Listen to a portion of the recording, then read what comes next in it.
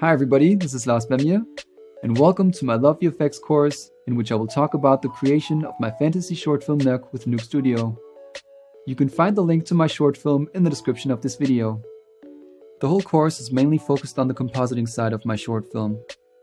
But in this second lesson, I will talk about the rigging workflow I used and the previs of my fantasy short film nöck. Apart from being a senior compositor, I'm also a 3D generalist. But there are some areas in visual effects that I'm just not good at, like programming or rigging. Fortunately for me and for everybody who wants to get into animation with Maya, there's a tool called Advanced Skeleton that does most of the rigging for you. It's something that I wish every 3D application would have by default, which is a rigging tool for artists that is easy to use, but still good enough for most of your animation projects. I have used Advanced Skeleton for this fantasy short film, and I will definitely continue to use it in the future. You can get it at animationstudios.com.au. I will leave a link to this website in the description of this video. There are many tutorials about this tool on the Advanced Skeleton YouTube channel, which you should definitely check out. This tool is free for independent filmmakers and students who are working on non-commercial projects from home. Now that Maya Indie has been released for many users around the world, I will definitely get a commercial freelance license of Advanced Skeleton for myself, as soon as I have a commercial project that I can use it for. Such an individual freelance license costs $750, and a commercial license costs $3,000, which could be ideal for companies that want to use Advanced Skeleton for their commercial projects. The tutorial I use every time I want to rig a character with Advanced Skeleton is this one that says Demonstration 38, General Overview of Advanced Skeleton. I will leave a link to this tutorial in the description of this video. The only part of rigging that I'm not a big fan of is the skinning process, which is basically a vertex painting based way of connecting the bones in your rig to your character's geometry. This connection is necessary, otherwise your character's geometry would not move one bit whenever you move the controllers of your rig. There is a tutorial about this theme that I can recommend, which helped me to improve my character skinning skills, which is this tutorial by Rooster Teeth Animation on Autodesk's YouTube channel. I'll leave a link to this tutorial in the description of this video. And although skinning your characters is a very technical and boring step in the rigging process, it's really important to get this step right. If the skinning of your character looks bad, it can ruin any sort of animation, because it might be too visible that something is wrong with the deformation of your character. So if you want to make the deformations of your character look really good, you should try to make the skinning of your characters look as good as possible. In addition to the rig for my character that I created with Advanced Skeleton, I also created a few blend shapes in ZBrush for some facial animation, which I believe looks better than using bone-based facial rigs, but that's just my personal opinion. The idea for the storyline of this project came to me while I was listening to the music of this short film for the first time. In my eyes, finding the right music is very important, because it can touch your heart in a split second, and if you add the right images to the music, it can make the viewing experience have an even bigger impact. I found the music for this project on the website freemusicarchive.org. and it helped me to come up with a story for my fantasy short film. The song is called Marie and was created by Kai Engel.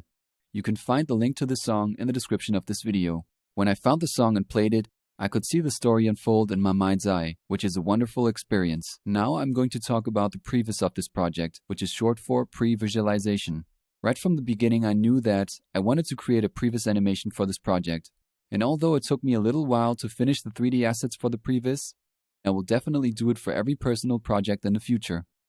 Because if you can take the time to create such a previs animation, you have a lot of creative freedom when it comes to exploring several ideas. To figure out what emotions you really want your images to convey, you basically have a version of your film during your pre-production time, which also allows you to get valuable feedback from family members and friends. This feedback can improve the quality of your project, because it allows you to see your movie through a different lens. Here is how I got the human characters for the previs animation. I bought the model of the girl on turbosquid.com, and I created the model of the mother and the father with Adobe's Fuse CC beta software. But I only did that because I wanted to get the animation part of the previs done as soon as possible. Otherwise, I could have just modeled the 3 human characters by myself. I also used Advanced Skeleton for the rigging of the human characters in the previs, which was very easy and useful because it didn't take me a lot of time. Since the music helped me to come up with the storyline for this project, I basically only had to translate the pictures in my mind onto the screen with the previs animation. I hired a drone pilot to capture the area of the whole second location of my short film. That way I could take the resulting photogrammetry geo and use it as the environment and digital location for my previs animation. Having that digital location was very useful because it helped me to develop the camera blocking for the second sequence of my short film.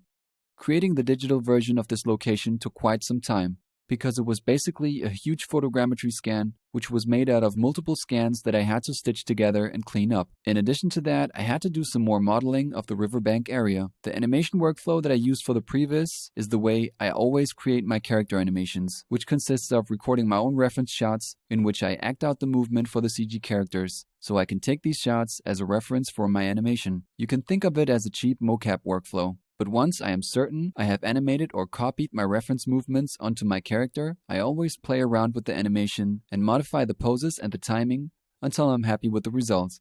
Right after the previs was done, I wanted to create a test shot of my creature to test the quality of it, and to test the moonlight look I wanted to achieve.